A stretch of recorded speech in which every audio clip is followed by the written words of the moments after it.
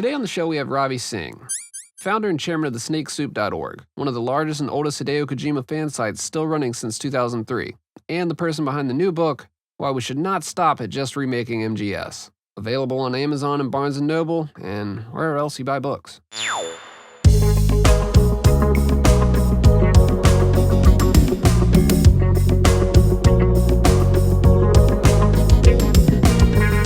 Hey, I'm Fingers. Hey everyone, this is Days Ahead. And I'm Nitroid. You're listening to the Kojima Frequency.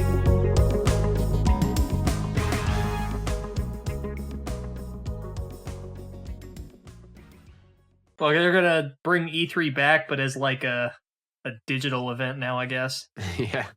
Yeah. It's not the same. I mean, I'll say this, in terms of like E3 itself, I don't know, maybe that's the best approach going forward. I know they've had problems before, they have like issues with, I don't know, turning profit. I don't know what their issues are, but they apparently have issues. E3 was dying before COVID.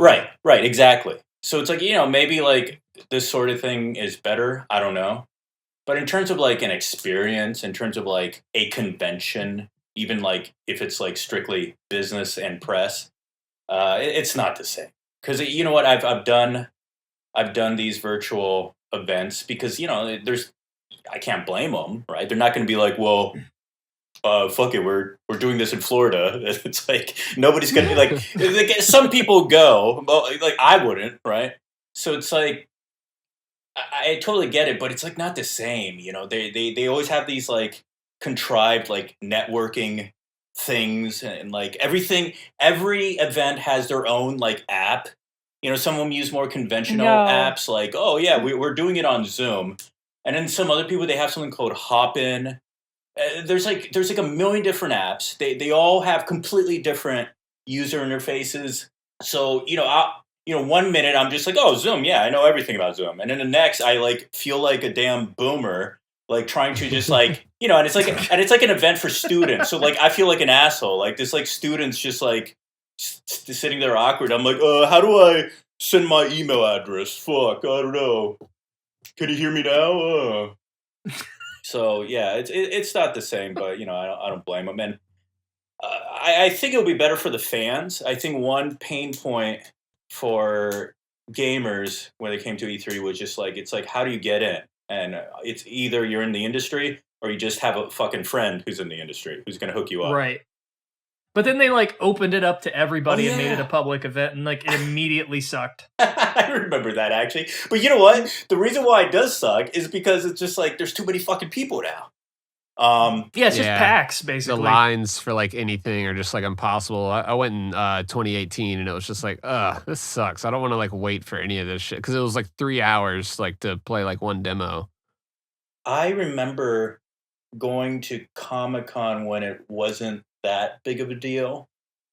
I don't know what. I think Twilight might have been what turned Comic-Con into a huge fucking deal. I forget.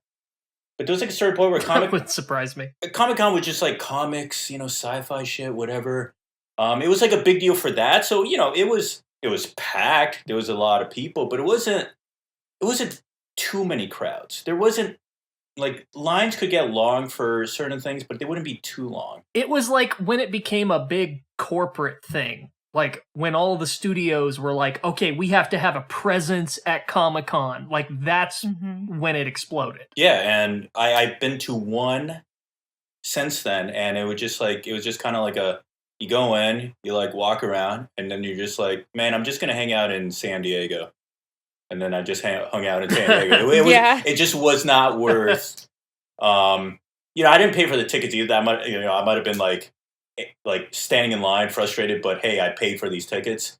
But like, it's not worth it. It's the same thing with even a theme park. I lived close enough to Disneyland where I was an annual pass holder. They called us ass holders or something like that. Pass holds, that's what they called us. Because a lot of people, honestly, they act all entitled. They treat the staff like shit. I wasn't one of them. At least I hope I wasn't. But I had a pass because it was one of those things you can just drive down there, take an hour at most. And one of the things that was awesome about having a pass was if you went down and it was just packed, you're just kind of like, you know what? I'm good. I don't need to do Disneyland today. Whereas like I remember like as a kid, it was just like like my parents were like, working their asses off, so we rarely did anything like this. So a Disneyland trip was like special. But two, it's like once you're there, you bought the ticket. Like, what are you gonna do? Ask for a refund? No, there's too many people here. We're gonna. Yeah, you're stuck. No, we were fucking stuck, and it just like those lines could be just like painful, just like agonizing. A good trip is like we'll get 5 or 6 rides in before we have to leave because they're closing. Exactly. Right. Exactly. So, the good thing with E3 going digital is that, let's be real. What most gamers want is just the ability to see the trailers, to see the presentations. And making digital, it's like, well, there you go. That's it. I guess. I know the demos are another thing, but it's just kind of like, I don't know. I mean, how are they going to approach that digitally, actually? Are they going to just release them? Distribute the demos? I think, like, part of it was just the exclusivity of it all, too, Like, not everybody could get in. Damn, dude, it's like a blue check mark. Like, that made it appealing. I'm very sad that we are at the point culturally with demos that you guys asked the question, how will they handle the demo situation? Release them. Well, I mean, like we've gone from like shareware to Pizza Hut demo disc to, oh my god, this shit is online with people who have very high speed connections. How the fuck are they gonna do the demo situation? Yeah, that's what early access is. They found a way to charge us for demos. Oh god. See, and that is such a smart approach. Smart in a shitty way, right? But because part of the problem with E3 demos was more often than not, they were just kind of like, hey, we want you to play this so you know what's coming up, but this is a piece of shit right now. We haven't finished it. There's like so many issues, and it's like sometimes they make you sign a thing, and it's fine. You're part of the press. You're supposed to be good about it. You're just like, yeah, we played it. It's promising. Whereas if you just put it up on PSN, now everybody's playing. They're like, wow, this is shit. I'm not playing this at all ever. Yeah, that's a good point. It's commodified, if you will, the experience. The first year I went to E3, there was a demo for a Shin Megami Tensei game. I don't remember which one it was. I think it was like Devil Summoner 2 or something. I don't remember, but they had a booth set up at like Atlas's area, and I went up and started playing it, and like one of the people managing the area came up to me and was just like talking about the game, and we were chatting about it, and they're like, oh yeah, you can do this and this, and we're building all these features. And then like somebody who was very clearly above them walked up and was watching for a second and kind of had this look in their eye like they're suspicious, and they lean over and look at my badge, and like my badge says like the fan site association at times, like the Metal Gear fan site, right? And they like pull the guy over and whisper into their ear, and then the guy comes back over and is like, yeah, you're gonna have to leave now.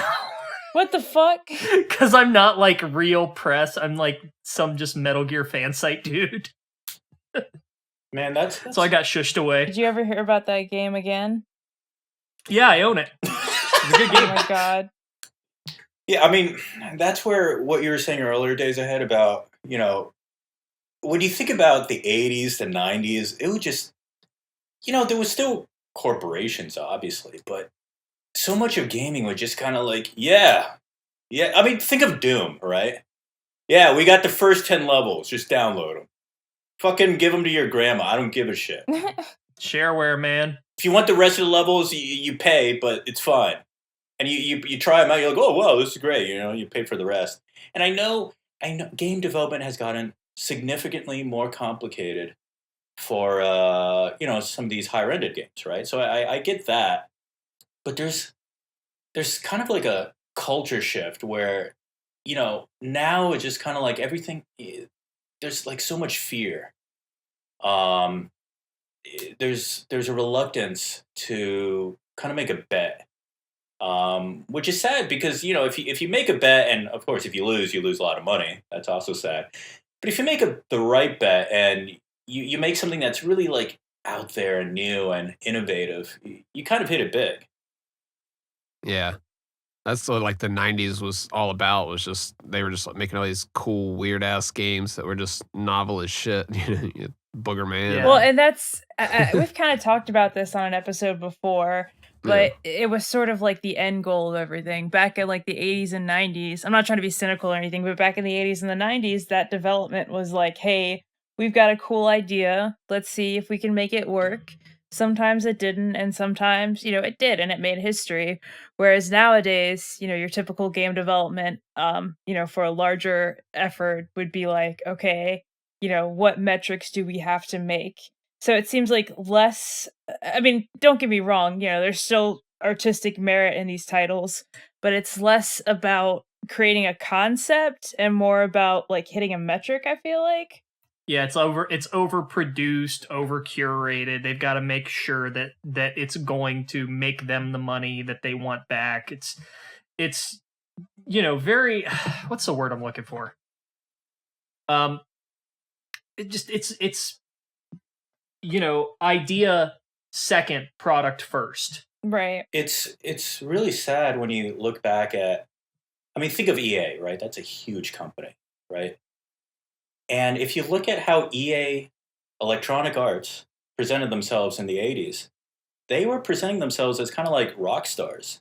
And, a lot of modern game packaging actually kind of came out from how EA started to handle games. Because before, back in the day, it was just like, here's a plastic bag with a floppy disk in it. It has a really fun game on it. Trust me, I played it. And they were just kind of like, no, like this is, this is art. We have like rock stars. It might sound a little cringe now, but they were kind of seeing themselves as like rock stars. Like we're creating art here, and they would hire I think album artists to kind of make some of the box art. And so, that was like a new thing. You go to a computer store in the 80s, and then suddenly you see like some game with some like flashy box art. You're just like, what the fuck? Like, I'm some computer nerd, and I'm used to just like boring ass shit or like floppy disks in a plastic bag. But whoa, it boxes all these different shapes, and yeah, I mean, like since then, I mean, some box art went really experimental, right? And then I don't know. It's almost like things have kind of regressed too. You look at box art now, you're just like, okay, you market research the shit out of this, didn't you? Yeah. Somebody really wanted the 10 out of 10 games spy or whatever score on it. Gotta sell extra units. At least we're getting out of the guy holding a gun on the front phase. Have we moved past guy facing away from you? You see his back. We moved away from that phase, or is that still going? I think that's still going. Yeah. Damn. Oh, wonder what the next one will be. Somebody is going to say, hey, we have some proprietary mumbo jumbo that somehow knows what people want. It's like, oh yeah. And we studied like 20 gamers. And they really like this, and it's just locked him in a room. Yeah, and it's just gonna be some dumb shit. It's like, okay, yeah, and that's gonna be the future of box art. Whatever the fuck that person with their proprietary data, analytics, whatever is. It's gonna be 3/4 to the right profile. Yeah, there you go. And the sad thing about it is, like, there's nothing wrong with like looking at that if you're just like, hey, like, let's see what trends are, right? There's nothing wrong with that. The issue is really that you look at trends and you're just like, this is it. That's the idea. That's the concept. It's like, what? It's like, yeah. This is what they want. It's like, all right. God, this whole time I'm just thinking about Metal Gear. Just like, this is like running parallel to this whole conversation. Box art for Metal Gear got progressively worse over the years. Oh yeah, definitely. I mean, I think what needs to be accepted is that there are no facts about the future. So much of business nowadays is just like, okay, they're doing analytics. That's fine. You should. Any responsible business will do that. But then that's 100% what they rely on. And I think part of it is just the people who kind of make decisions are like just terrified of getting fired. They just, they don't want to be the person who just says yes to this crazy ass idea that might not be like the norm, and it just completely tanks, and suddenly it's like, well, you're out of a job. But it's kind of sad because it's like, if you don't let people take these kind of risks, you are missing out. We are missing out because at the end of the day, like, I'm not working in the games industry, but that kind of risk taking could potentially lead to some amazing game that I have, zero clue about. Because again, it hasn't been made yet. None of us have thought of it yet. Maybe we can think of it. I don't know. Yeah, I mean, like everything now, like there's a set idea of what is safe, what is not, what is the way you do things, and what is not, and so everything's just kind of becoming homogenized. And it's, yeah. When was the last time like game art caught your eye on a shelf? Because I can't think of anything. Cuphead. Yeah, there you go. Try to think. Maybe I think it was a sports game just because it was just like so absurd. It was like yeah, like the really bad Madden cover. Maybe it was Madden. It was just very like, wow, this is very modern. I don't know what the fuck is going on here, but okay. Or was it FIFA? I can't remember. I know what you're talking about there, where it's just like blocks and weird color. Like they threw shit at a wall and saw what stuck. Yeah, it was definitely an intentional design choice, right? Yeah. But it was just like, okay, like this looks like a brutalist website, but it's box art. Right, yeah. I think it was FIFA. God, what was it? I gotta look that up. I mean, and this might sound like, oh, well, the box art didn't work because we don't remember it. Well, it's like, well, I don't play sports games, so I wasn't the audience, but it was memorable. I will say that much. No, even in the case of Metal Gear, like you look at MGS1 and you have just the title, and like that caught my eye. And then you fast forward, and MGS4 and 5 are just like a face on the front of the cover. Okay. Yeah, and it got to the point where you're just kind of like, you know what? Because the face wasn't even the worst of all Metal Gear cover arts, was it? I think Peace Walker was probably the worst. The American Peace Walker box art is fucking awful. I think the only thing that's worse than that one is Snake Eater 3D. But you know what? Whatever. That's like some weird port. Yeah, I don't remake. Count that. I don't know.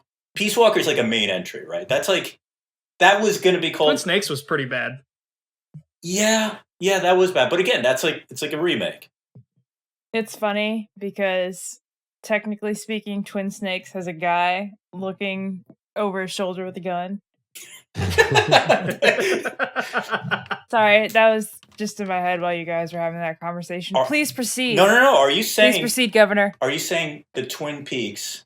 Wait, whoa, the Twin Snakes. What? Don't you ever compare those again. No, they the only way they're comparable is the second season of Twin Peaks where it starts getting fucking stupid. Because there's a point where like after one episode, I'm not going to spoil it. Well, I can kind of say they reveal the killer, and then an episode right after, all the way to almost the end, it's just like, what the? This is awful. This is terrible. But yeah, are you saying the Twin Snakes was ahead of its time? No. Okay. Yeah, I was gonna say. Well, the reason I say that is I'm pretty sure that they had dudes looking over their shoulders with guns around that time period. Then, so. And if I remember correctly, it was an omen. The Japanese version of the box art was just Shinkawa artwork. Yeah, it was. It was red, and then Shinkawa with snake and liquid and black. Like, all right, that's all right. Whereas Peace Walker, just like this. Like Big Boss looks angry as fuck. Just like you could hear him just going grrr, right? And there's like a helicopter. I want peace. There's like, I mean, it's.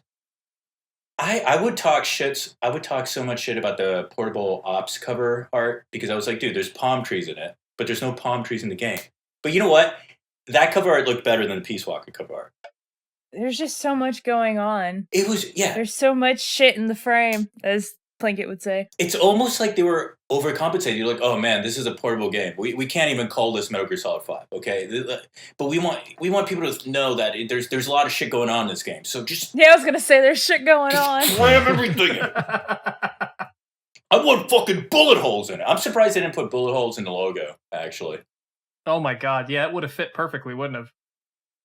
But, that's... Meanwhile, Japan, it's just like this very calm and tranquil yellow box art. With like Snake's face, and then, four people in the bottom doing like a co-op thing. It's very relaxing to look at, honestly. It's like, oh yeah, Peace Walk. Guess they should remake it. It still retains its urgency, but it doesn't try to overcompensate. Yeah. I think... Got that nice yellow theme. Yeah, it's nice and calm. I think a lot of problems with a lot of things just like overcompensating from a place of insecurity. Like, they're insecure that this is a PSP game. I think so. I mean, they took the 5 out of the logo. I would not be surprised if, this was something where Kojima had arguments about. Where it's just like, I want to make Metal Gear Solid 5. They're like, oh, fuck yeah. Like, hell yeah. Ka-ching. Hell yeah, brother. And they're like, yeah. And, we're going to take the working files of Portable Ops. And they're like, wait, what? Like, yeah. Like, essentially, Portable Ops 2, but like my own thing. And they're just like, no. Like, come on. I mean, that's how it started internally. It was called Portable Ops 2. Oh, yeah. Some of the source code from, I think Portable Ops Plus is in Peace Walk. I mean, they've been doing that since ages. Guy we both know was telling me, I think there's legacy code from MGS1 all the way up to MGS4. Well, to be fair, you had like a piece of Metal Gear Solid 1 literally in Metal Gear Solid 4. Okay. But that's not what I'm talking about. Okay. So, on the subject of Twin Snakes and remakes, you kind of had this book. Yeah. How'd you get my address? I'm just kidding. I wish I was that good. And this had me on the floor, man. Yeah, the book was hilarious, man. Thank you. Yeah. We appreciate sending out a copy. Well, as you may know, I'm technically retired from this whole community. I said so in 2012. I let Maxwell take over the site. I still have the keys to the site and the social channels, so I just post memes all the time. Sometimes I check in with Max. I'm like, hey, what do you think? He'll be like, this sucks. I'll be like, oh, okay. But then sometimes like, yeah, I don't care. It's funny. Then I post it. Yeah, that sounds like Max. I forgot why I mentioned that. So just so everybody knows what we're talking about, you guys you published a shit post. You published a shit post. Yeah. And I'm sorry to interrupt, but now remember, the reason why I sent out the books, like, I was like in a mad rush was because it's like, okay, well, I kind of want to like promote the book. And like, you folks have this podcast, you want me on, that's great. But if we didn't have the book, I don't know what the fuck we'd be talking about. Like, hey, I started a site that I don't run anymore. I sometimes post memes.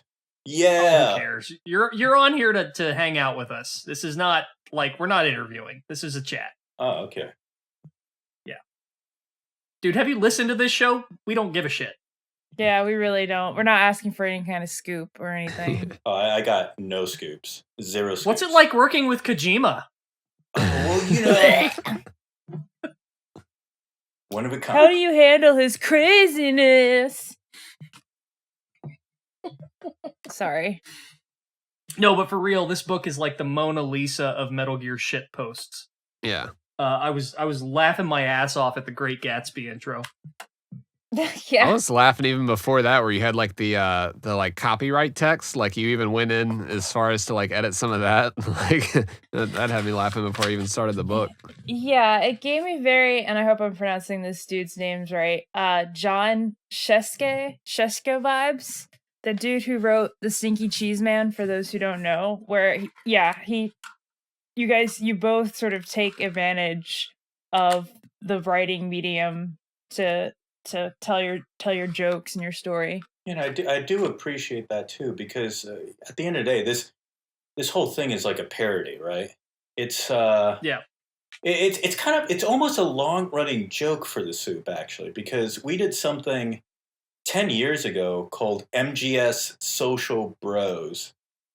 And that was a collaboration I did with John Miller, where we just created these personas. And this was something that was like slowly growing 10 years ago. And I think now, honestly, just like it's kind of like the norm. But back then, it was just kind of like we noticed a lot of Metal Gear fans who were just like, they were very, very much what you would call like a dude bro, right? Yeah. And they were into Metal Gear. That's great. But another aspect of it was not only were they like arrogantly into Metal Gear, they also were so insistent that like all their beliefs about a fucking video game series was coming from like a point of like, I don't know, personal growth. You know, when they would talk about, oh yeah, Big Boss is the hero of the series. No, you wouldn't understand. If you disagree, you just don't understand. You're not a good person, bro. And we built this whole thing, and that was like 10 years ago. And then a couple years ago, I kind of got this idea. And the idea really came from the fact that the name Cynic kind of sounds like snake. And I was just like, oh, solid, haha. And then I was just like, I pitched the idea to Maxwell to just make this parody where it's just like, you know, we're still talking about remaking Metal Gear Solid, right? Oh, we want Blue Point to remake Metal Gear Solid. And just kind of like, why? Oh, you know, it'd be fucking awesome. But why?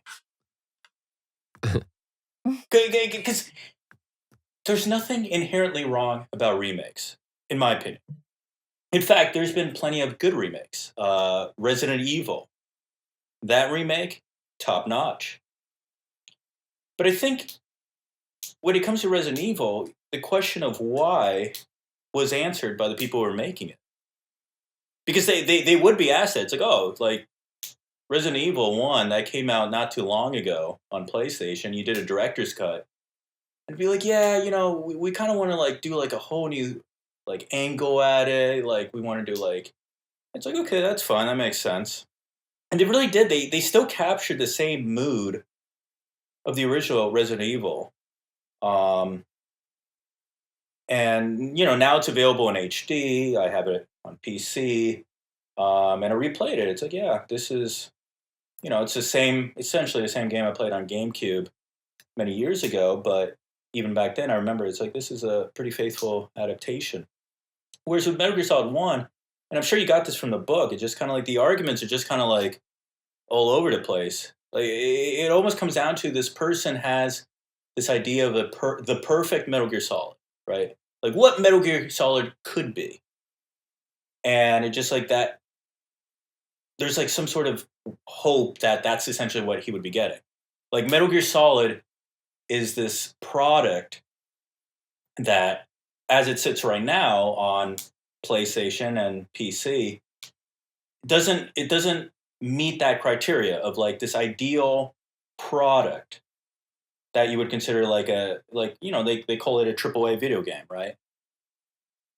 And you know, we could have made a serious article saying, hey, like, you know, we've done serious articles on remakes. We've talked about the classic Metal Gears and how essentially remaking those would be a whole ordeal. It wouldn't be like a straightforward here, like let's look at Metal Gear 1 and make it a 3D game. There would be a lot of extra, like a lot more work that would need to be done. Like the whole game would essentially need to change. Yeah. That was the argument then. This one is just kind of like, fuck it. Like let's do a parody approach where we just like take this absurdist argument, which is, yeah, they should remake it. They should remake all the games. And then after they're done with that, they should remake them again because those remakes are going to be outdated. Because that's a huge argument that I see a lot, that, oh, well, Metal Gear Solid was made in 1998. And it's like, yeah, sure. And it was great then. Has it shown its age? I mean, sure, it looks like a PlayStation game. in a cool way, in my opinion. It has already been remade. That's what made it a little bit funnier to me. It's like, well, you already have a remake. Guess you want a third remake. But that did come out in 2004. So that's only, 6 years in between. But now we've had a little bit more time. I don't know. 17 years now. Yeah.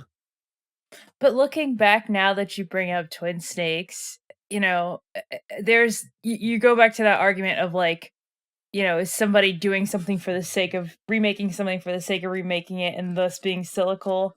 Is that the case with Twin Snakes, or do you think that fuck, I already forgot that Silicon Knights. Do you think Silicon Knights had some purpose or point beyond getting a Metal Gear on GameCube? Because I can't honestly. I feel like there might be a concept or like an argument or an idea or a thesis that they were trying to present with this remake, but it's not coming to me. But I'm also very tired because I just played MGO with Nitroid for like 3 hours. Heck yeah. I think that's a good question. I personally think Silicon Knights actually they were probably ecstatic to get this project. And I think they did, for the task that they were probably given, I think they did a decent job. Because when you think about what was the ask? How did the Twin Snakes come to fruition? It kind of came down to Kojima being asked by Nintendo, like, hey, can we get a Metal Gear Solid game, please? And I have a feeling they couldn't port Metal Gear Solid 2 to GameCube. Like, it might have been too difficult. I mean, that was the approach they did with Xbox, where they just ported Metal Gear Solid 2. It was fine. It had its flaws, but whatever, like, support. Whereas for the GameCube, maybe there was like some issues, so they're just kind of like, okay, we would have to like make a new game. We're already making Metal Gear Solid 3 for the PS2. We don't want to waste that many resources, but we're happy to let you folks handle a remake of Metal Gear Solid 1. They're like, oh, okay. And, at the time, Silicon Knights was, I forgot the term for it, but it's kind of like where you're directly under Nintendo. Like, I don't know if they were fully owned by Nintendo. First party? No, maybe it was second party. Maybe that's the term. But it was one of those things where either they had a deal or they had a relationship with Nintendo where they basically worked under Nintendo. That's why you saw what was the game they made that they were working on? Eternal Darkness. Yeah. Eternal Darkness. That's like literally the only two games. I mean, they were riding on the success from that. And Too Human. Yeah. Oh god, Too Human. In fact, I wouldn't be surprised if like the whole purpose of adding them was like, okay, well, what's an iconic moment of MGS1? Oh, Psycho Mantis. Well, what's an iconic part of the series? Oh, they break the fourth wall a bunch. Okay, let's get these guys who, are famous for breaking the fourth wall to do this. Might be that simple, honestly. It might be. I'm just throwing shit at the wall. That would be my logic. That was my logic when I was like 12 playing this game. But yeah, I think they were given that task. They were just they were ecstatic, but they had a lot of things going against them. Time, budget. I mean, Dennis Dyack. There's a lot we could say about him. But one thing that I noticed was he was definitely promising things that were not in the final game. He was saying that they were going to be like they were going to include all of the VR missions. Not a single one ended up on either of those two discs. And I think these sorts of things happen where it feels like the ask was make a Metal Gear Solid game on Nintendo. Konami was aligned with remaking Metal Gear Solid 1, and Kojima was aligned with having the cutscenes be fucking totally wacky. Some people like to blame Kitamura, but it's like, well, no. You're asking Kitamura to direct your cutscenes. and do them his style, what the fuck are you going to expect? You know, that's all on Kojima if you don't like those cutscenes. It was. I mean, I don't remember which interview it was, but the way it went was Kitamura started directing those cutscenes, and he was doing them fairly 1-to-1 with the original. And Kojima stepped in and said, "No, no, no, no, no! You need to like amp them up, make them more in your style." So he did. Yeah. And then, you know, in terms of gameplay, it's just like those Sons of Liberty game mechanics. You know, sometimes it's like the tank fight. You can tell they kind of thought about it. They kind of considered, well, the player now has access to these abilities, so we got to kind of counter that. But then you got the Ocelot boss fight, which is just like, you know, and that's a scenario. You know, if you're gonna remake something, you have to really put a lot of thought into these sort of things. It's not straightforward, right? It's strange though, because there were interviews with, I can't remember if it was Dyack or other members of Silicon Knights, where they talked about how, I think it was Dyack, where he talked about how, like, one of the challenges they had was making sure that they balanced the level design of the first game with the mechanics of the second game, so they didn't run into these specific issues. But that's exactly what happened. I think it was time and money. Wasn't it developed in something like a year, or it was a very short development cycle? I know that. It was a very tight turnaround. It was just like as soon as they announced it, apparently they barely had much of it done. I remember those early screenshots. It looks very different. Honestly, the final product looks better than the early screenshots. Early screenshot like kind of had that. Oh yeah. It kind of had that Sonic Adventure DX look where everything had like plastic wrap on it. Yeah. Like those genome soldiers, the SOCOM gun, like it wasn't a good look. It was also fucking blue as hell. Do you remember that? Yeah, I do. They just dialed. They're like, yeah, you remember this? Like, yeah. Like so at least the final game still looked better than that. But yeah, I mean that was a flawed case. And look, could a remake of Metal Gear Solid be good? Absolutely, it really could. The problem I have is it's like this assumption that it will be good. Especially if Blue Point does it. Right, and remakes have existed in like almost every single art form or medium or whatever you want to call it. And you know, some of them are good, some of them aren't good. It inherently involves. It really depends on what the direction kind of leans towards. If you know, look, if you're responsible, you're working at Konami right now, and you have full control over whatever the fuck Konami wants to do with this intellectual property, right? Metal Gear Solid. And you're just like, yeah, I want a remake, and you tell Blue Point, hey, we want this game remade. Here are some, I don't know, source files. Just make a remake. And that's the ask, make a remake. And let's assume that's what Blue Point does. They're just like, yeah, we're going to remake it. We're going to make it look like a game that came out in 2021. I don't think that would be a good approach.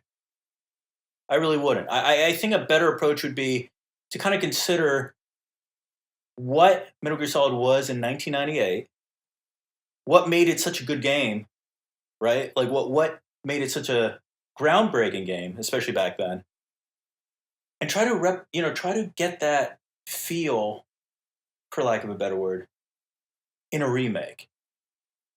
Well, you need a clear creative impetus, and that's something that Resident Evil had.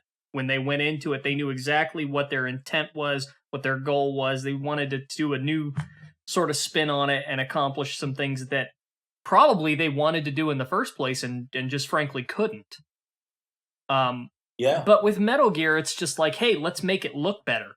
Like, that seems to be, like, you know, touching on the book a bit. That's one of the arguments you always hear is, well, it just looks so old and it plays so old. Like, okay, dude, like, watch more classic movies.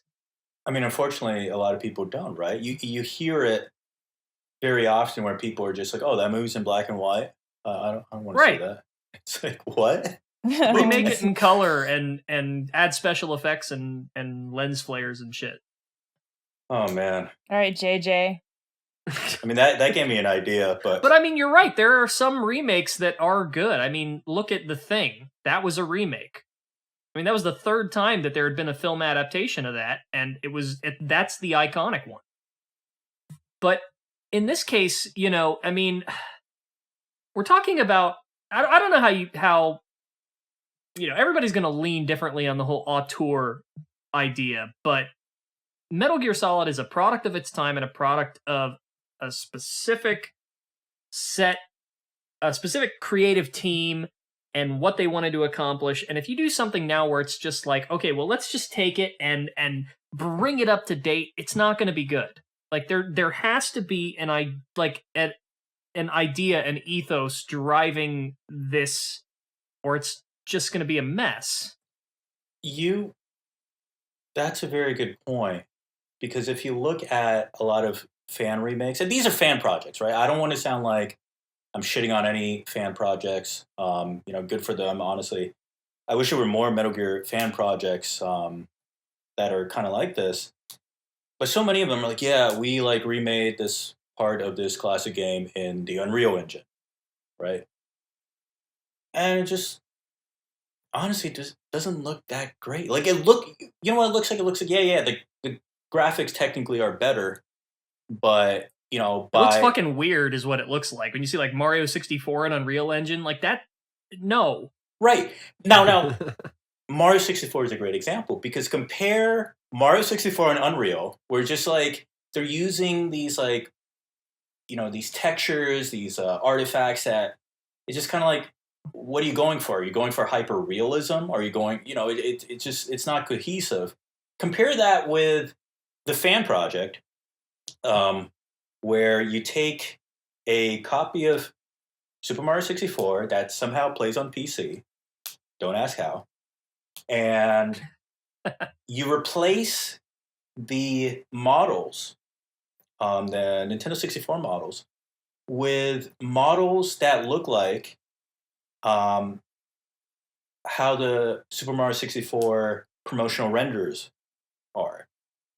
Yeah. And honestly, it looks fucking good. And the reason why it looks good is because the game was designed to kind of if they had enough power back then in the N64, they would have went with that. That's the look and feel they were going after, and they did their best with the hardware.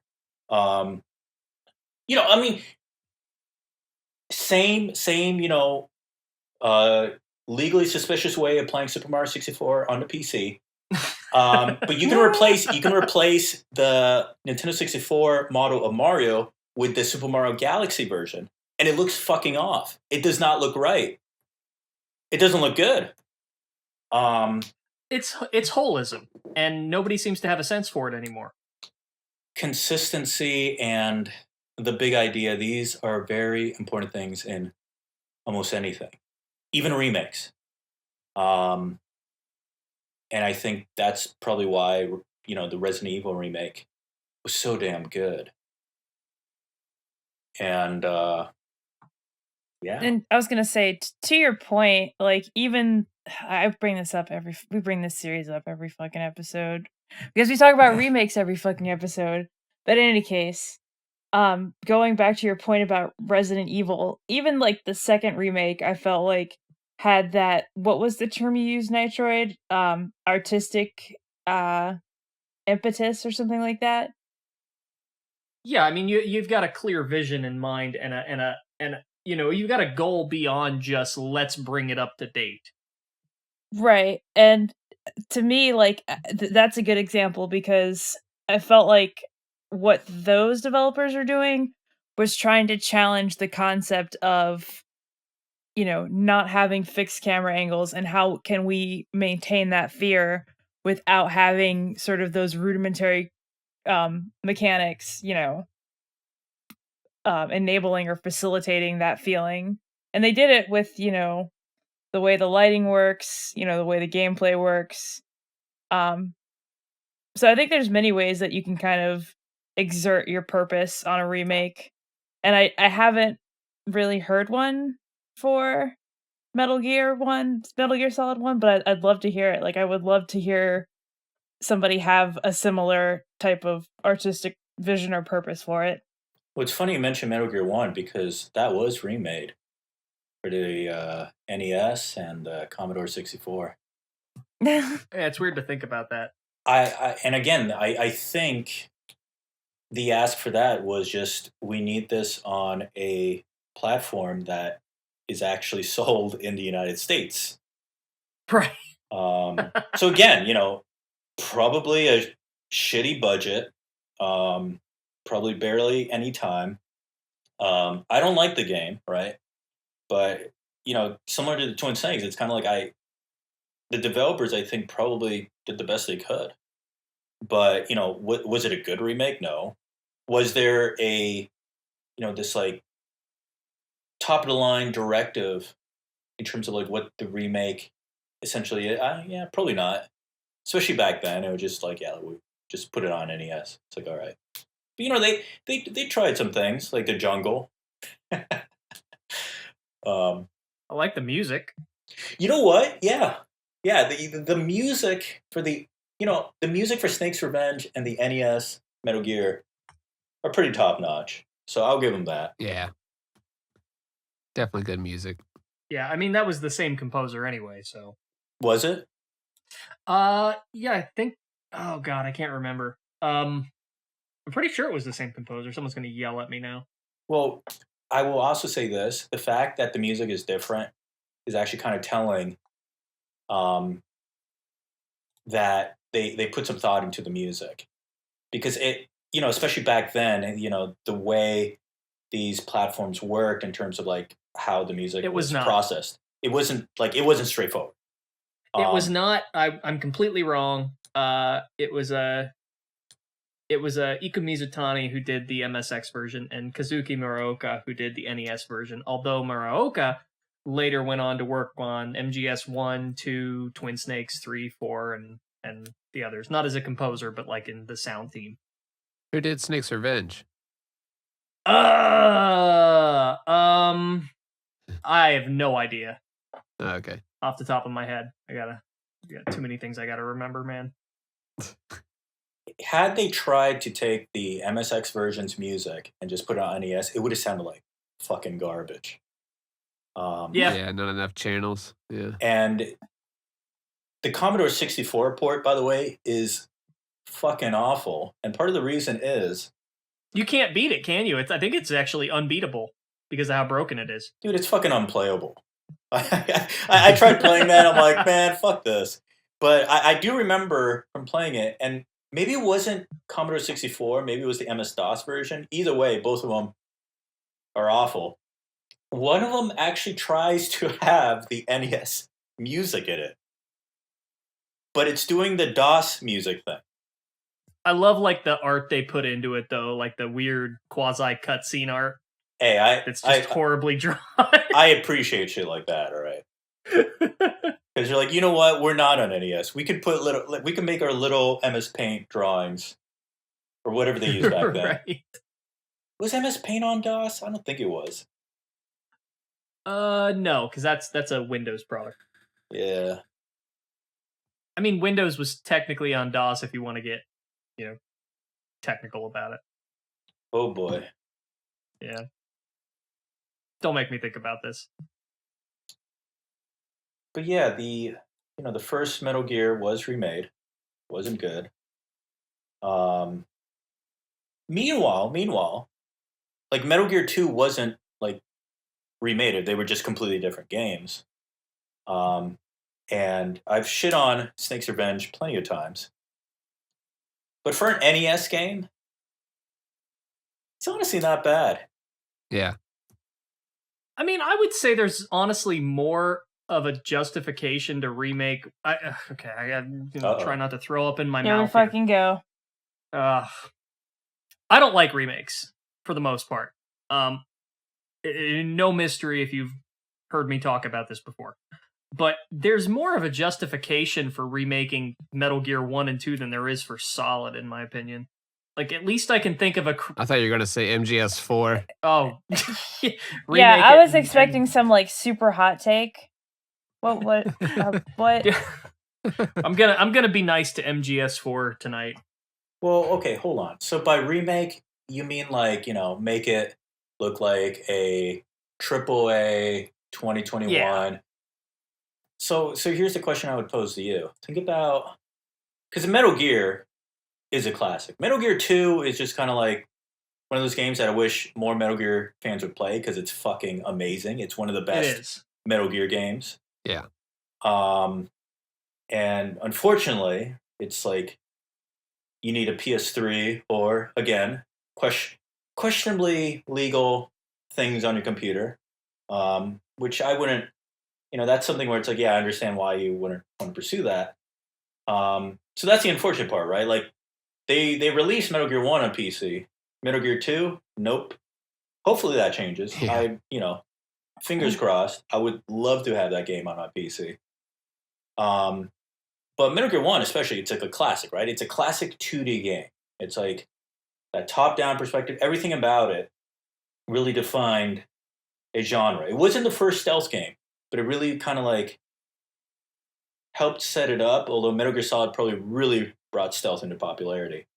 But think about all the other classic 2D games that have, went on to 3D. And we can even leave Sonic out of this because I know, some of his 3D games, not so good.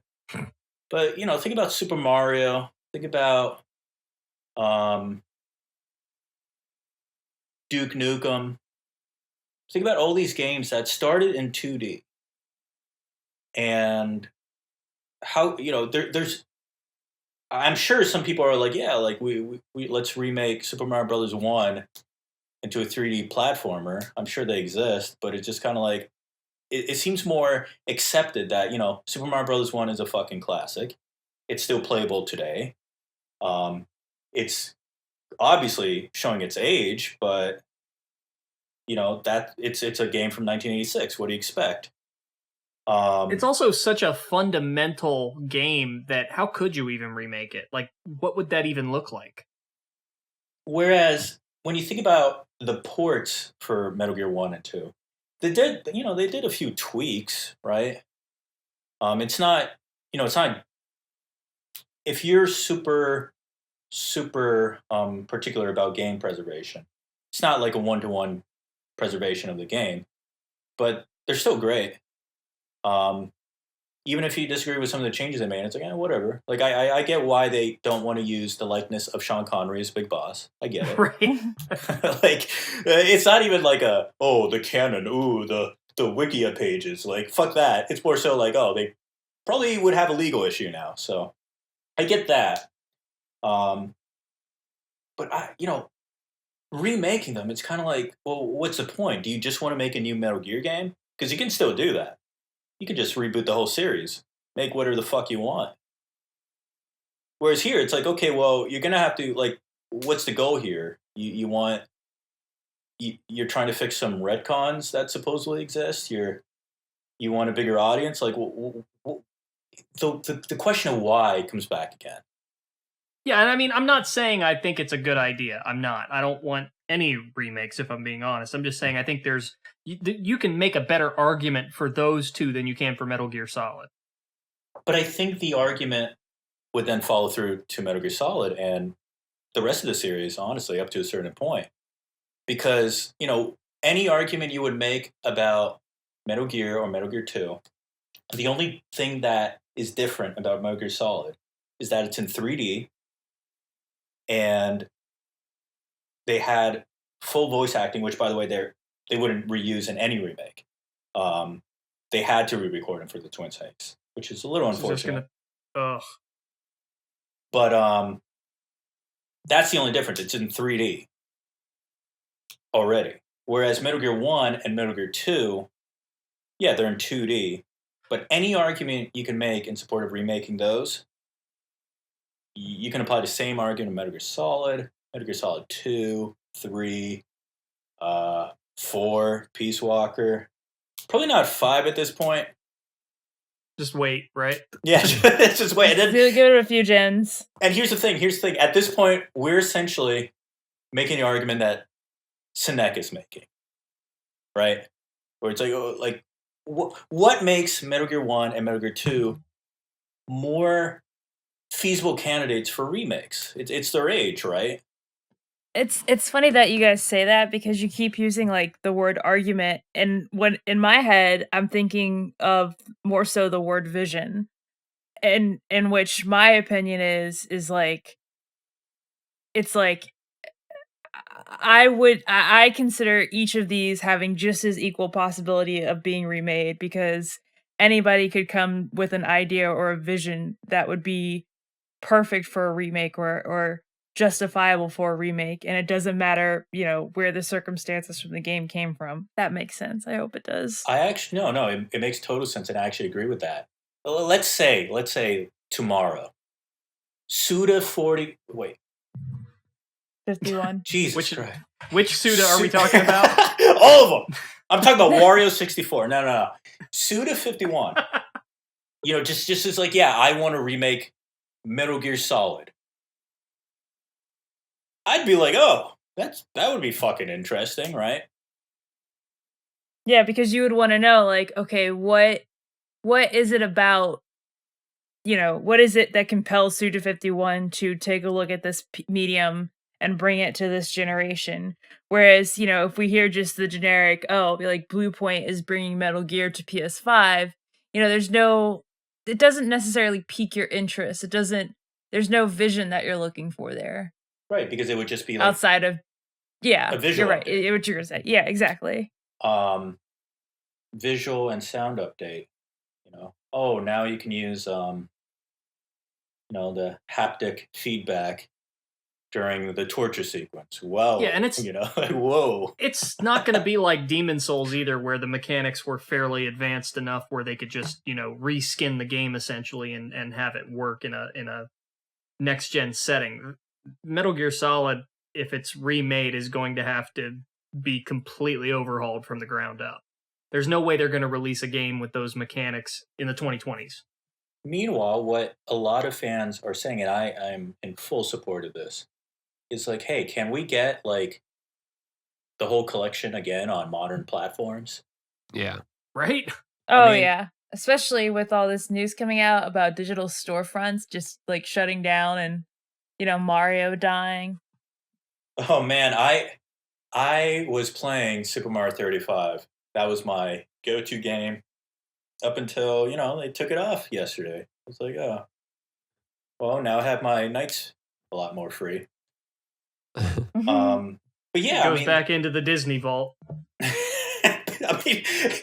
Nintendo does do some stuff like Disney where just kind of like, what the fuck are they thinking over there? Like making 3D All-Stars like this weird timed exclusive for the physical release. It's like, okay, I get it, right? Digital, it's like, yeah, we're taking it off the store. It's like, what? Okay. It's bizarre. Yeah, I who knows? It's Nintendo's a very interesting company, right? There's like a lot of stuff where they're just like they're very particular and adamant about. Just like how they handle online, right? That alone. It's like, connecting with somebody. Remember the Wii days where you had this whole code? Friend code, yeah. You still kind of do that with a Switch, but it's a lot easier now. They let you connect with your social media. You can do all sorts of things. But I remember the Wii, you just had the friend code. And it was just like, why? Or like, oh, well, we don't, it's safe. It's like, okay. No, Nintendo was dragged kicking and screaming into the internet. Meanwhile, by the way, they argued it was safer. I think they found out that the Switch still uses like code, like netcode from like fucking the 1990s. So they're just a weird company. So like in terms of like the why, it's like who knows? They probably have a reason, but it's just like out there. And you know what? Good for them, right? Sucks for a lot of us, I guess. there were probably a lot of people who are like, man, I don't want to buy this, but I also don't want to like not be able to buy this and just buy Super Mario 3D All Stars. Because I'm one of them. I'm one of those assholes. I have it sealed on my bookshelf. I don't know what the fuck I'm gonna do with it. It's funny that you say that. I bought it this week or last week, not because I was freaking out about that, but I was just like, I kind of feel like playing some Sunshine. This is a good opportunity. And I go and I pick it up and I start playing Sunshine, and I'm like, this game still has great mechanics, but the level design is fucking disappointing. And I stopped that. I opened up Galaxy and Super Mario 64, and those were great. And I don't regret my purchase, but I do regret buying it because of Sunshine, if that makes sense. You know what's ironic about this? All three of those games can be emulated better than how this collection handles them. I mean, I think it's clear at this point the collection suffered from the thing I keep on bringing up a lot: time and money. Yeah. I think they were just like I mean, one of my favorite games on a Nintendo Wii is Super Mario Galaxy 2. Where the fuck is that? Yeah, that was still in the Disney vault. Yeah, and when it was first released, there was like all these like issues, including like a thing that I don't know if it bricked your Switch, but it wouldn't let you restart your Switch or something like that. You were locked into Super Mario 64, and look, it's a good game, but you might want to play something else once in a while. And they had to like fix it with a patch. Sunshine had some issues where it's the same issues that somebody would have on an emulator, which is kind of telling. Yeah, I don't know. Patching has made the whole preservation topic really convoluted, because let's say you buy a copy of this so that you don't lose it. Well, you're holding on to a copy that's unpatched, buggy, was released as is, and let's say those servers aren't available anymore. You can't necessarily patch that on a system that isn't supported. What do you do? Folks are worried about like that with Animal Crossing New Horizons, because they patched in all of the holidays after a certain point. I mean, in the age of DLC, it used to be with expansion packs, you would at least have a disc where you could update your game up to a certain point. But now it's, if the servers are down, you're shit out of luck. That's where in my opinion, I'm not a lawyer. That's where I'm like, hey, piracy is A-okay. Because, I mean, think what else are you supposed to do? Exactly. Think about the situation you're put in, right? You have this game that you purchased, and for whatever reason, maybe the fucking system broke, you fixed it, wiped out everything, the server doesn't connect. Why would they keep it up forever? It's also a cost on their part, so I get that. But it's kind of like, okay, well, when they shipped it, it had a bug that like fucking caused your PlayStation 4 to blow up. I don't know. It's like, well, that's not playable. So is it so wrong for you, having legally purchased a game, even having the platform it's licensed for, is it so wrong to download the patch through other means and putting it in your PS4 and playing the damn game that you fucking paid for when it came out? Steal? No, I'm taking it back. Perfect.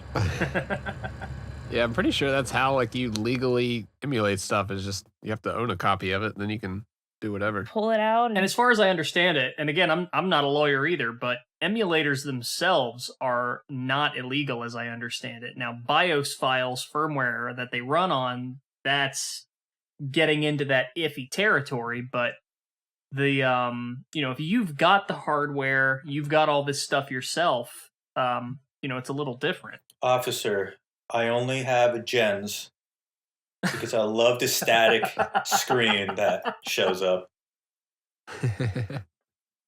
This is my emotional support emulator. Yeah, so we need medical cards for video games, It's like, yeah, I do own Sonic the Hedgehog 3, but you know what? It's a lot easier playing it on my computer. I will say this, I said Sonic the Hedgehog 3, but honestly, like, I have that on Steam as well, and that's how I would play it, so it doesn't matter. But, I mean, no, let's bring back Sonic the Hedgehog 3, because fans have created, like, patches. There's something called Sonic 3 Air, AIR. I think it stands for Angel Island Revisited. Look, I didn't name it, all right? But it adds all sorts of features like widescreen support. You can swap the music. You can do all sorts of shit. And is it legal? I don't fucking know. Luckily, Sega tends to be kind of open minded towards fan made shit. Yeah, I was surprised that that Breath of the Wild mod that came out recently, where they added a bunch of stuff in, that they kind of let that fly. But I guess they just released it without talking about it too much. Because that's always a danger in terms of making fan projects, where it's like you want the press, right? It's nice getting some clout, but then it's like, okay, well, you don't want that C&D. Yeah. It's like, who else reads the press? The fucking company that would like sue you. And Nintendo's a huge one. They're fucking obnoxious about it at times. You might have heard the couple who had the emulator website. And look, this isn't the same thing as downloading an emulator and playing something. This is like hosting these files online or whatever. So it's like, okay, they get into legal action, whatever. That's not even what I'm bringing up. What I wanted to bring up was the fact that part of the legal agreement was that not only did they have to surrender all of the Nintendo hardware and game that they fucking own, they were prohibited from ever owning it. So imagine being legally barred from ever owning a fucking Nintendo game. That's how you know you fucked up. It's like when the kid from Hackers, when they like ban him from a computer for 10 years. It's essentially that. Yeah. If you so much as touch a Game Boy, you're going back to jail. I mean, holy shit. They do like probation searches, looking for consoles and shit in their house. What's that you're hiding? Is that an amiibo? You got thumb monitors on. Don't say that, because Nintendo could be going for those amiibo spoofers. But them shits, okay, they had Animal Crossing had Sanrio amiibos go on sale, Target exclusive, sold out in a minute. Target exclusive, online only. Damn. Sold out in a minute. And you wonder why people, they go to fucking, like, people use NFC tools on their Android phones to create spoofs of these amiibos. And I mean, can you blame them? Because not when you lock gameplay behind them. Yeah, it's either that or they pay fucking $90 to be able to get this 4 megabyte file on their island. Yeah, I just bought 3 amiibos for my wife because I know they're going to be impossible to get in like 2 weeks for Monster Hunter Rise. And she's like a big Monster Hunter fan. Nintendo will clamp down when Lil Nas X makes a custom amiibo and pisses off everybody. Satanic amiibo. Like Satanic Peach. And it'll get all the press, right?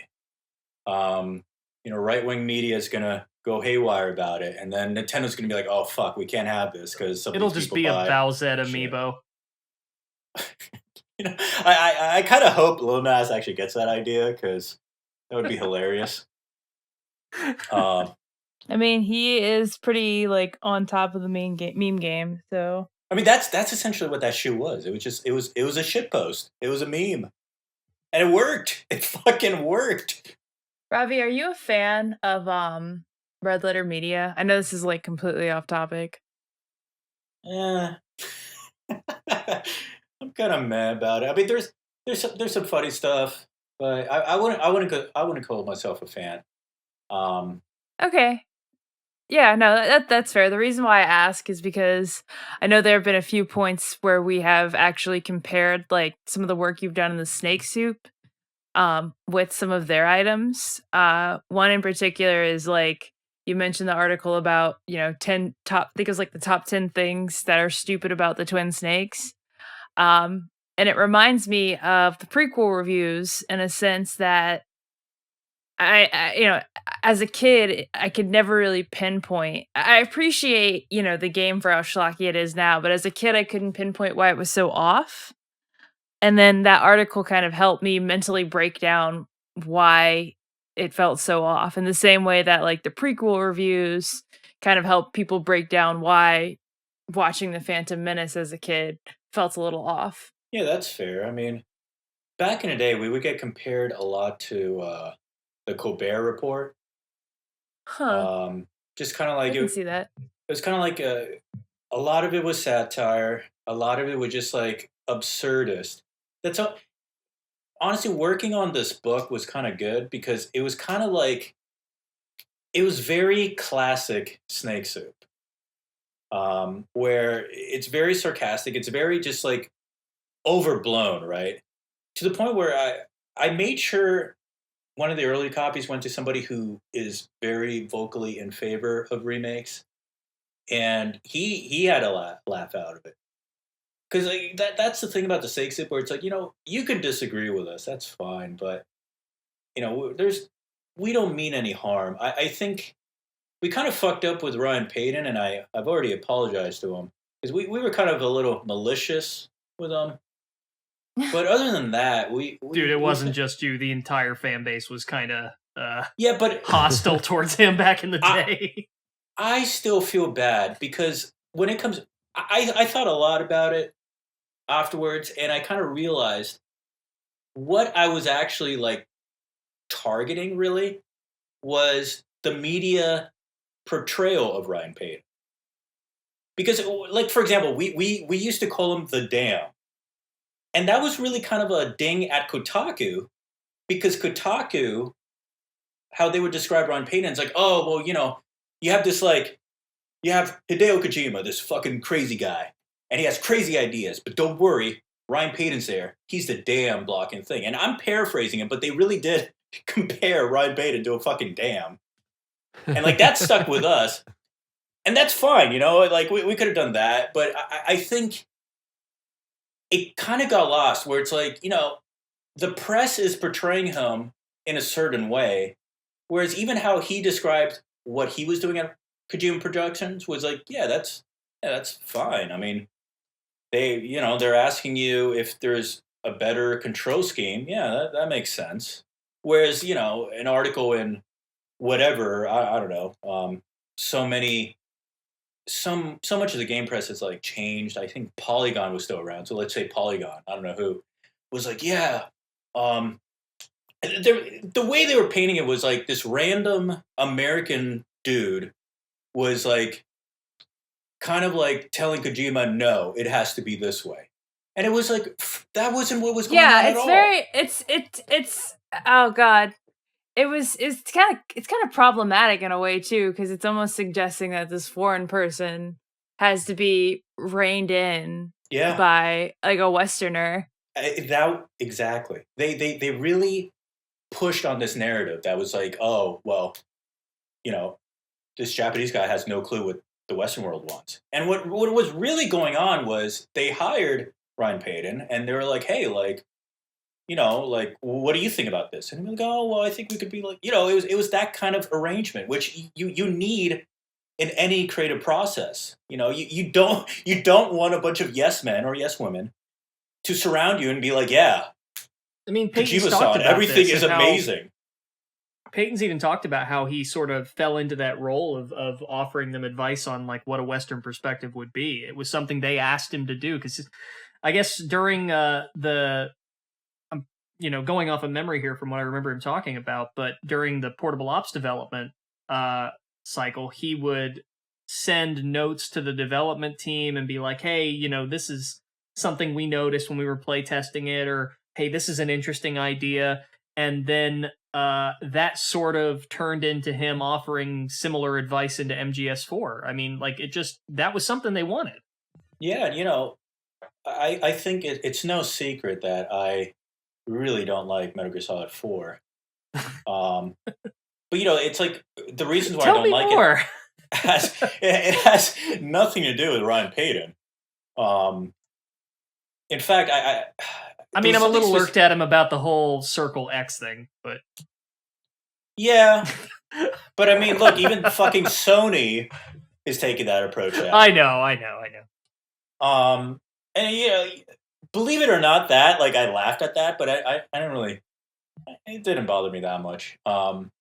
I'm being facetious. So there was something Payton worked on directly in Metal Gear Solid 4. I forget what, but I was like, oh, that was actually good. Like that was one of the good things about that fucking game. So, but yeah, that was somebody I think we took things a little too far in. But other than that, it's kind of like we're not here to like just fucking shit on everything. It's just kind of like, hey, like here's our thoughts, and if you disagree, whatever. It's a fucking video game series. That's what it comes down to. I always saw the Snake Soup as a hobby, so I never got like too competitive about it. I remember there was this one guy who'd be like, "Oh yeah, well look how many clicks I'm getting on mine." I'm like, okay, like congrats, like good for you, dude. Like I'm happy. Whereas for me, it's just kind of like, yeah, it doesn't matter. I'm not making money out of this. I'm in fact, I'm just spending money on it, and that's fine. I'm just trying to have a good time. Yeah, do I even want to ask how much these books cost? You don't have to answer that. Well, let me put it this way. Well, one person I gave the book to, he kind of laughed. He's like, oh, you're being such a capitalist. You're like, you made a shit post to make money. I'm like, nah, dude. Like, let me put it this way. Like, there is no way I can see me breaking even on it. There's no fucking way. Because the only way I would have been able to do that is if I charged, because the book's already expensive. I know it is. I'm not making much off of each sale. It's like $19.99. It's set at that price so that Amazon will make money. I think I get like $1 or $2 from each sale or something like that. Oh, yeah. And the cost of printing it, the cost of like submitting it, and then let's not ignore the fact that there's a lot of time spent into it as well.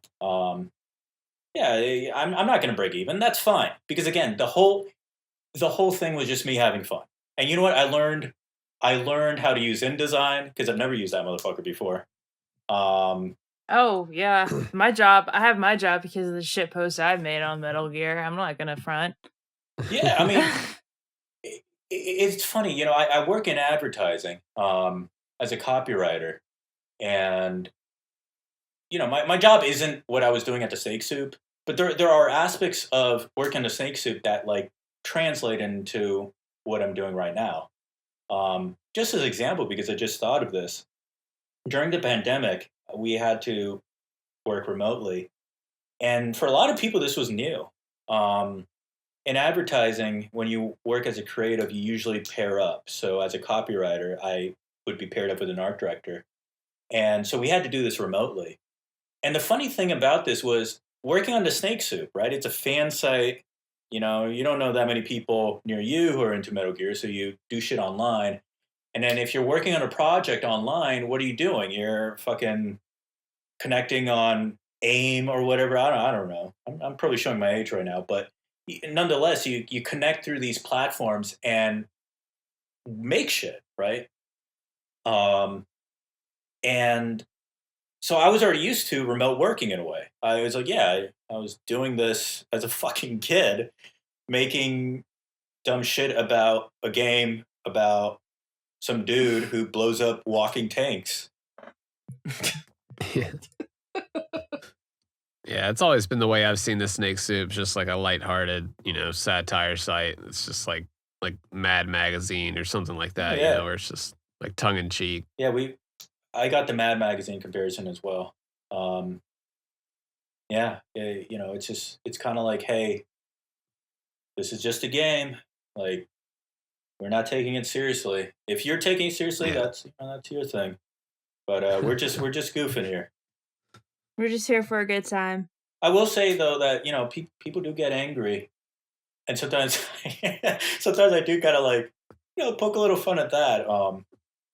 Yeah, it's like getting anger at a like an Onion article or something though. It's just like most people probably don't know that you're a satire site and just like take it all at face value. It's like, hey, what the fuck? Like, and it's like, no, this is Exactly. it's a joke. You're just not in on it. So. But even when we respond to that, we're still having fun. I mean, one example, we took a meme, and this is like a classic meme. I think it's a shot from Tom and Jerry or something where somebody's cutting a slice out of a cake, right? But they take the whole cake, they don't take the slice. So, the meme that I made was like, Kojima's games, and then they take the cake, and the slice that remains is Metal Gear Solid 4. And that pissed off a lot of people. There was so many on Facebook in particular. We got a lot of angry reacts. I think the most reacts we got in that post were angry reacts. So my response to that was I took the scene near the end of Metal Gear Solid 2 where Liquid Ocelot is in Ray, and he's like firing those whatever the fuck missiles, I don't know, and Fortune's just like standing there, right, like dodging them or causing them to dodge, whatever. And I changed all the missiles into angry reacts, right? Like that was it, right? Because that it's like, hey, like you're angry, we're just like fucking having fun, but hey, we're still having fun, and that's the approach we tried to take. Even with this book, it's like, hey, you want Blue Point to remake Metal Gear Solid, whatever. Like I don't personally, but whatever. It's just a fucking game at the end of the day. Yeah. And then once again, for the people that don't know, the book is called Why We Should Not Stop at Just Remaking MGS. That author is Saul Ed Sinek, and it's produced by the Snake Soup. Yeah. And if you want the original, which is outdated, it was published in 2019. It's why called, you had to remake it. Yeah, exactly. It's called Why We Should Not Stop at Remaking Metal Gear Solid. And that's available on the Snake Soup for free. But you won't get the modern features that the book has. So you're missing out. For once, the book has more modern features than the internet site. It's illustrated. Oh yeah, yeah. So this illustrations crack me up, man. Some of those things that are just tucked in there. It's just like I feel like there's a lot of little jokes in there that like somebody reading it might not get it 100%, but they're bound to get at least like 90%. Yeah, worth a reread as well. Just going through it again. So. Oh yeah. Ravi, we appreciate you coming on. It's been a fun time. If you want to plug where people can find you online, you can go ahead with that. Yeah, I mean, you can find all of my shit if you want to stalk me on ravicantsing.com. It's RaviCantsingh, and it's true, I can't sing. I really can't. If you want me to do karaoke, you're going to have to buy me many drinks. Many, many drinks. If I ever make it out to New York, man, all this shit blows over. Oh, it will. It's already starting to reopen. I'm just kind of bummed. A lot of my favorite hangouts are like not there anymore. Gone. Yeah. Yep. Oh yeah, and if people wanted to buy the book, where can they pick it up? So all you have to do is just look it up, because it's available worldwide. Amazon and Barnes and Noble are like the big two here in the United States. But honestly, like I found stores in Japan online. I found Norway. I think I made a joke to your tweet, Nitroid, where you were like, "Oh yeah, it's available at Barnes and Noble and Amazon." I was like, "Hedge, hey," in Sweden, because there's a store in Sweden that sells it. So yeah, this is an international shit post. Yeah, if you look up the book name, if you look up Saul Ed Sinek, you're bound to find it. If you have a physical bookstore near you, you can go there and ask for it. They might have to order it. It's print to order, so it might take some time. But we need to get it in some libraries. That's what we need to do. I'm gonna donate some copies. Hey, go for it. One thing, if we didn't have like this pandemic, I would have actually because I thought of it. I would have actually left some. I would have done some what Mitch Hedberg calls reverse shoplifting, where I would have went to like a GameStop and just left some books in the thing. They can sell it at whatever. I would have done like how they leave like church leaflets or like Herbalife brochures. Yeah, the only difference is the store, it has a UPC code on the back. The store could fucking sell it to you. Like they're getting and scan it in, yeah. It's free money, but with the way things were right now, it's like, yeah, I'm not going to do that. But libraries, if somebody else wants to do that, whatever, I don't care. It's all good. If you want to throw it into the trash, whatever. So you can at least recycle. I did see somebody do that with. I've seen a few times already. So they want their remakes. Okay, well, this is going up on my mantle every Christmas. He's gonna read it to his kids in bed. Yeah, well, by the time your kids are reading it to their kids, hopefully there will be another remake of it. There you go. All right, man. Thank you so much for coming on, All right. and for making this, because it's hilarious. Thank you. Yeah. Yeah, dude. Thanks again for the copy. We all appreciate it. Definitely. Take care.